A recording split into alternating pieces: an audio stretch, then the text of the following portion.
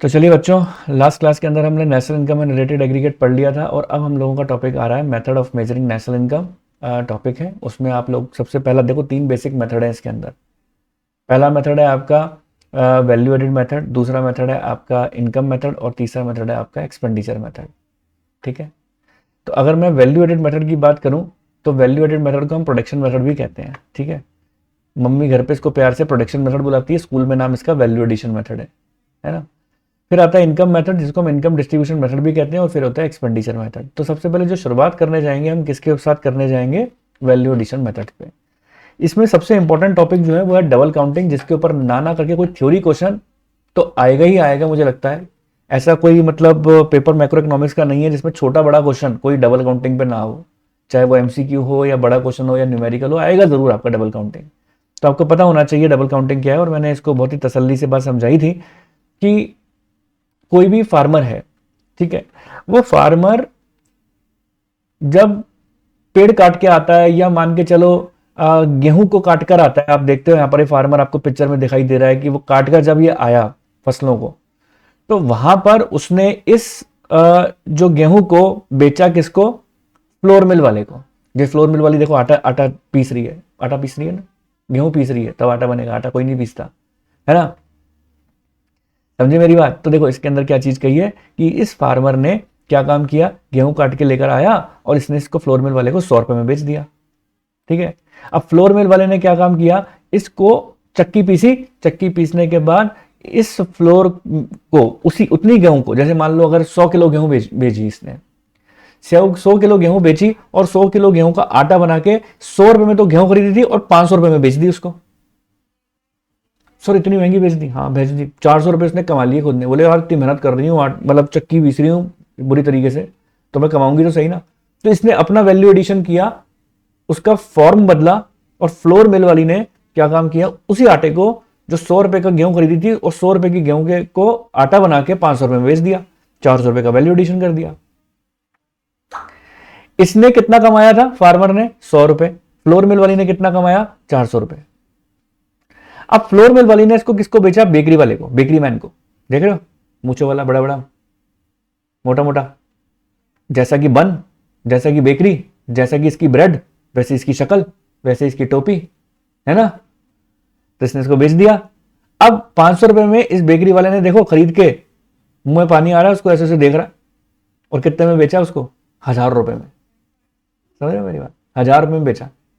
अब साहब 1000 रुपए में बेचा तो कहता नहीं मैं तो इसकी देखो, मैं आटे का ब्रेड बना रहा हूं, है ना, ब्रेड बना रहा हूं मैं, मफिन्स है, तो मैं फिर किस में इसको कितने में बेचूंगा, मैं तो इसको 1000 रुपए में बेचूंगा।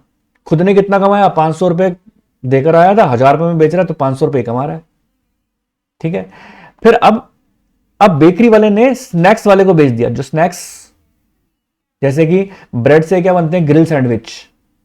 सर ऐसे ऐसे नाम मतलब पानी आ रहा है सर, मुंह में पानी आ रहा है सर, सच बता रहा हूं, चीज वाले सैंडविच पूछो मत सर, पहले घूंट भर लो, घूंट भर लो सर। घूंट भर लिया। अब सुनो, अब वो सैंडविच जो है इसने देखो साहब कितने में बेचे, 2500 रुपए में है। हाँ, 1000 रुपए की ब्रेड खरीद के 2500 के सैंडविच बेच रहा है। सर ये इतना महंगा सैंडविच कौन बेचता है, अरे एक थोड़ी ना बेचा है, ठीक है, बहुत सारे बेचे हैं। 2500 रुपए के सैंडविच बेच दिया 1000 रुपए की ब्रेड खरीद के, तो कितना कमा लिया, 1500 कमा लिया। अब क्या होता है कि अगर आपसे नेशनल इनकम पूछी जाए तो मैं उन अनाड़ी बच्चों की बात कर रहा हूं, तुम्हारी बात नहीं कर रहा, उन अनाड़ियों की बात कर रहा हूं जिनको कुछ नहीं आता। वो पता क्या काम करते हैं, वो कहते हैं देखो सर 100, फिर ये 500, 600 और इसके 1000, 1600, 1600 और इसके 2500, कितने हो गए, कितने हो गए बताओ, 1600 और 2500, 4000 समथिंग के आसपास हो गए, 4100 है ना। तो वो ये बोलते हैं ये हो गई हमारी नेशनल इनकम। फिर नेशनल इनकम के अंदर देखो उन्होंने कितनी भारी गलती की, 100, इस 500 में 100 जुड़े हुए थे पहले से ही। भाई 500 रुपए की आटा बेच रही है, 100 रुपए इसमें ऑलरेडी जुड़े हुए हैं, डबल काउंटिंग हो गई 100 रुपए की। तो कहते ना ऐसा नहीं, ऐसे काउंट नहीं होती नेशनल इनकम। आप कैसे काउंट करना है, इसके 100 रुपए लो, इसके 400 रुपए लो, वैल्यू एडिशन लो इसका। आप बेकरी वाले का भी वैल्यू एडिशन लो, 1000 रुपए में से 500 रुपए जुड़े हुए हैं ऑलरेडी आटे के, तो 500 का तो वैल्यू एडिशन किया ना, वो लो। खाली वैल्यू एडिशन जोड़ो, इसका वैल्यू एडिशन 1500 है, वैल्यू एडिशन जोड़ो केवल। तो जब हम केवल वैल्यू एडिशन जोड़ते हैं तो हमारे पास जो नेट वैल्यू आती है ना, जो टोटल लगा के देखो ऊपर मैंने ब्लू कलर से कैलकुलेट किया है, वो 2500 रुपये आएगी। तो नेशनल इनकम कितनी मानी जाएगी? 2500। एक तरीका तो ये है, आप सारे वैल्यू एडिशन जोड़ दो, और दूसरा तरीका क्या है कि आप डायरेक्टली फाइनल अमाउंट को ले लो। फाइनल अमाउंट हमारा कितना था? 2500 रुपये में बेचा था ना, क्या बेचा था? 2500 रुपये में, वो ले लो आप फाइनल अमाउंट, तब भी बात बन जाएगी, है ना? क्लियर है? तो चलो, यहां तक क्लियर है तो ठोको लाइक अच्छे तरीके से, मुझे समझ में आ जाएगा। बहुत अच्छा समझ में आया, हार्ट भेजना, ठीक है। और भी अच्छा समझ में आया तो अनार भेजना, नहीं तो लाइक भेज देना, मैं समझ जाऊंगा कि किसको किस लेवल पे समझ में आ गया। चलो जी, हार्ट भी आ गए, अनार भी आ गए और लाइक भी आ गए। चलो, डाउट है तो आप हैंड रेज कर सकते हो।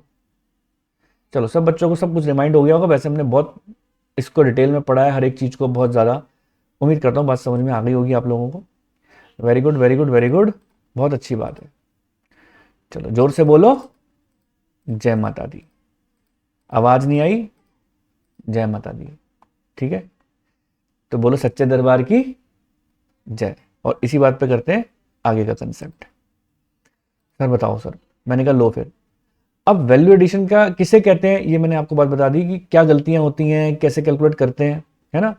तो this 2500 is the national income, है ना। Sum of the value addition made by the different producers, है ना।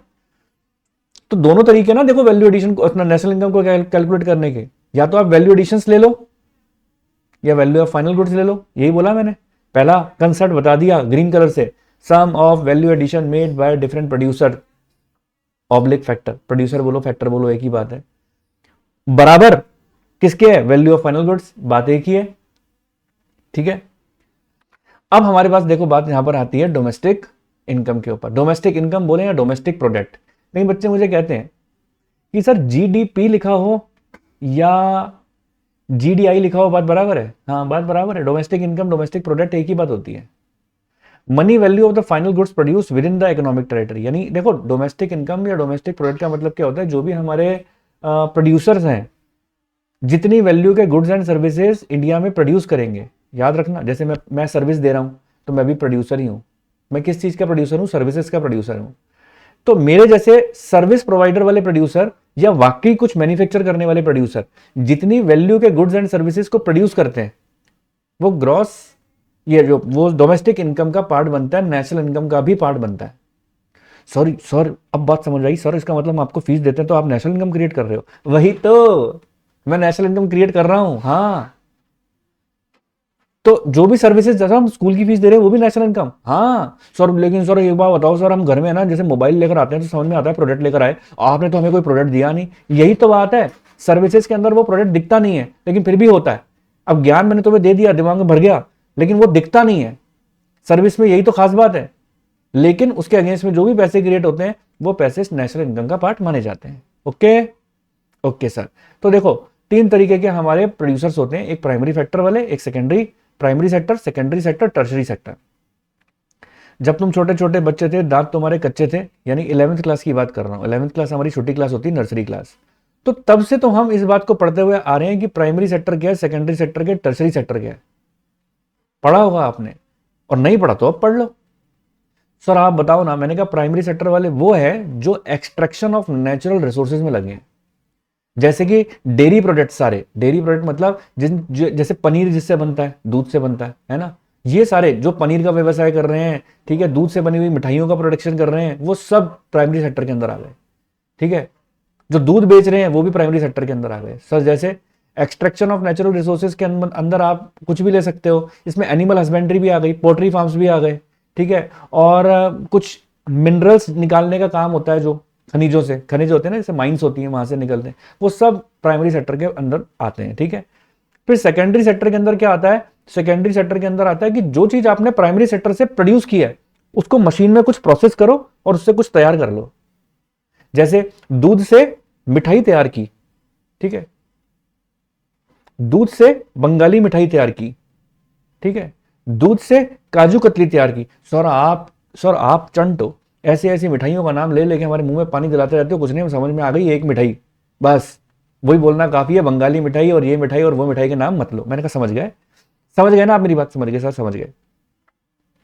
अब जो भी चीज आप फैक्ट्री के अंदर काम करोगे प्रोसेस करने के बाद, वो हमारी क्या चीज हो जाएगी, वो सेकेंडरी सेक्टर का पार्ट हो जाएगा। यानी इन शॉर्ट, रुई से कपड़ा बनाना, रुई कहां से आती है, उगती है ना, रुई की खेती होती है ना, उससे कपड़ा बनाओगे तो वो आपका सेकेंडरी सेक्टर के अंदर आएगा।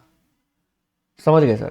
टर्सरी सेक्टर के अंदर क्या चीज आएगी, टर्सरी सेक्टर के अंदर आएगा प्रोडक्शन करेंगे ना जब हम, प्रोडक्शन करेंगे ना जब हम, तो वो आएगा। जैसे जैसे मैं बताता हूं, जैसे देखो किस चीज का सर्विसेज देने का, जैसे ट्रांसपोर्टेशन की सर्विसेज, कम्युनिकेशन की सर्विसेज, धीरज सर की सर्विसेज।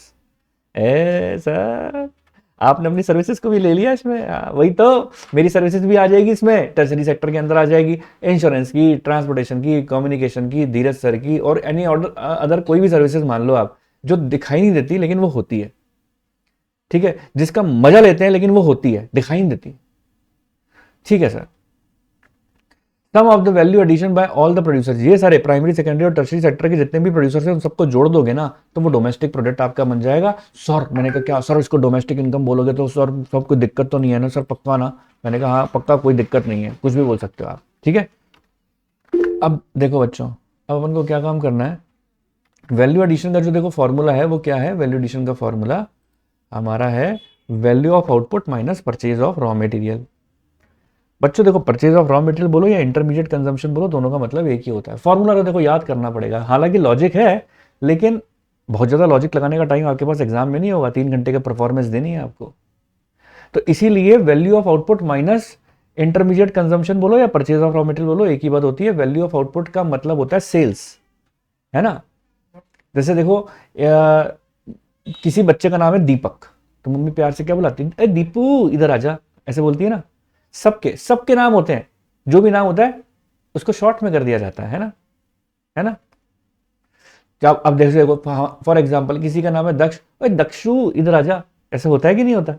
तो इसीलिए ऐसी वैल्यू ऑफ आउटपुट है। अब देखो ये तो है स्कूल का नाम, मम्मी इसको प्यार से क्या बुलाएगी, सेल्स। ठीक है, सेल्स मान के चलना इसको, ताकि आपको समझ में आए बात। अब वैल्यू ऑफ आउटपुट भी व्यापक है, व्यापक मतलब थोड़ा इसमें ब्रॉड है ये। वैल्यू ऑफ आउटपुट में सेल्स तो है ही, सेल्फ कंजम्पशन भी है, एडिशन टू स्टॉक भी है। तो वैल्यू ऑफ आउटपुट में सेल्स तो मान ही लिया आपने, जो मैं सेल्स करता हूं, जो चीज खुद के लिए रख लेता हूं ना, वो भी इसमें आएगा।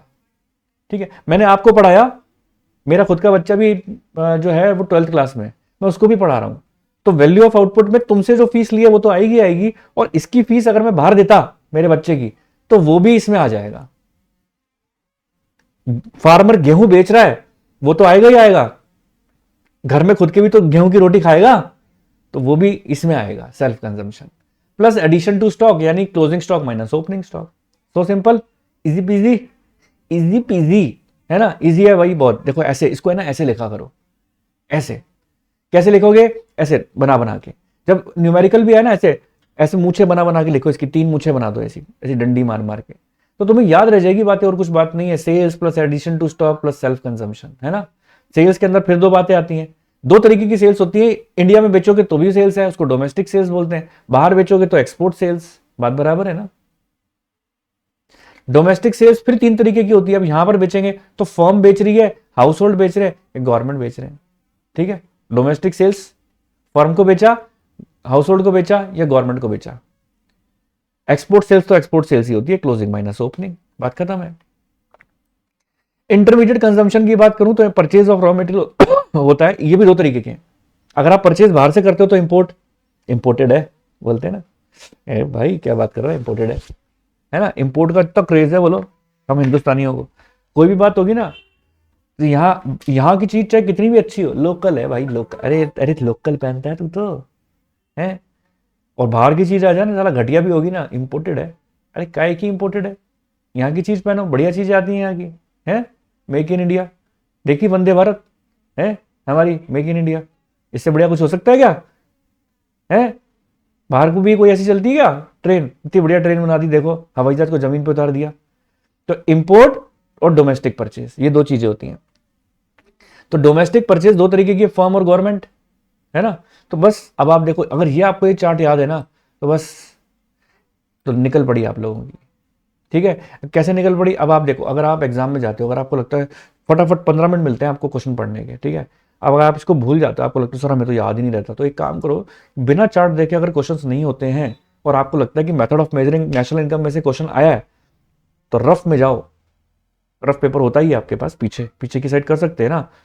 जो 15 मिनट मिले हैं उससे पहले, क्वेश्चन को करने से पहले फटाफट से चार्ट बना दो, टक टक टक टक टक टक टक टक। अब चार्ट बन गया तो उसके बाद कोई भी क्वेश्चन आएगा, अब आप पक्की सी बात है कर लोगे, गलती होगी ही नहीं।